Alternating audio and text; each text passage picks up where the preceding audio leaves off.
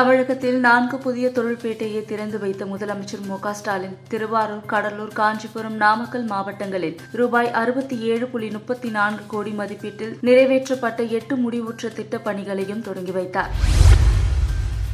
இந்தி மொழி நாளையொட்டி தனது எக்ஸ் தளத்தில் வாழ்த்து செய்தியை பதிவிட்டுள்ள ஒன்றிய உள்துறை அமைச்சர் அமித் ஷா, இந்திய நாட்டின் மொழிகள் மற்றும் பேச்சு வழக்குகளுக்கு இடையே ஒரு பாலமாக இந்தி செயல்படுகிறது. இந்தி மொழி வெறும் தகவல் தொடர்பு ஊடகமாக மட்டுமல்லாமல் தொழில்நுட்பம், அறிவியல், நீதி, கல்வி மற்றும் நிர்வாகத்தின் அச்சாணியாக மாறுவதை உறுதி செய்வதே எங்கள் குறிக்கோள் என குறிப்பிட்டிருந்தார். இதற்கு தாவேகா, மொழி வாரியாக மாநிலங்கள் பிரிக்கப்பட்டிருக்கும் ஒரே தேசத்தில் 22 அலுவல் மொழிகளை கொண்டிருக்கும் அரசு நிர்வாகத்தில் ஒற்றை மொழிக்கு முக்கியத்துவம் கொடுப்பது என்பது எதேச்சதிகார போக்காகும் என கண்டனம் தெரிவித்துள்ளது.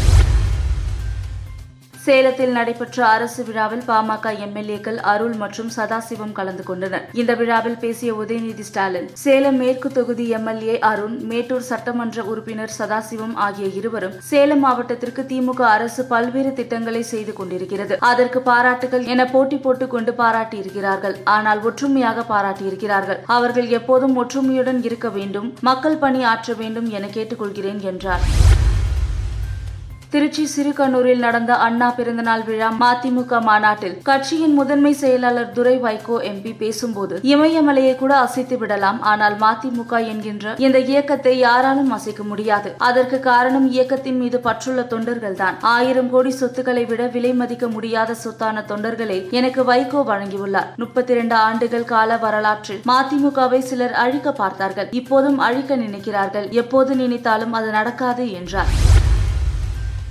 ஜெயலலிதா மறைந்த பிறகு அதிமுக ஆட்சியை காப்பாற்றியது மத்தியில் உள்ள பாஜக தான் என எடப்பாடி பழனிசாமி தெரிவித்திருந்த நிலையில் 122 எம்எல்ஏக்கள் தானே தவிர பாஜக அல்ல என டிடிவி தினகரன் தெரிவித்துள்ளார்.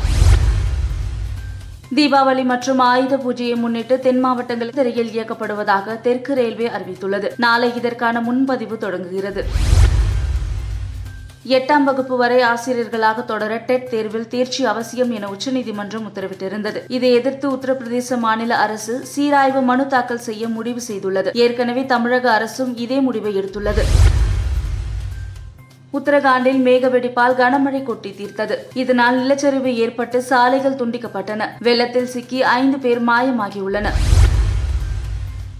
கத்தார் மீது தாக்குதல் நடத்திய இஸ்ரேலுக்கு அழுத்தம் கொடுக்கும் வகையில் அரபு நாடுகள் அவசர ஆலோசனை மேற்கொண்டன. இக்கூட்டத்தில் எதிர்காலத்தில் இதுபோன்ற தாக்குதலை தடுக்கும் வழிமுறைகள் குறித்தும் ஆலோசிக்கப்பட்டது. ஆசிய கோப்பை கிரிக்கெட் தொடருக்கான ஆப்கானிஸ்தான் அணியில் இருந்து காயம் காரணமாக நவீன் உல் ஹக் விலகியுள்ளார்.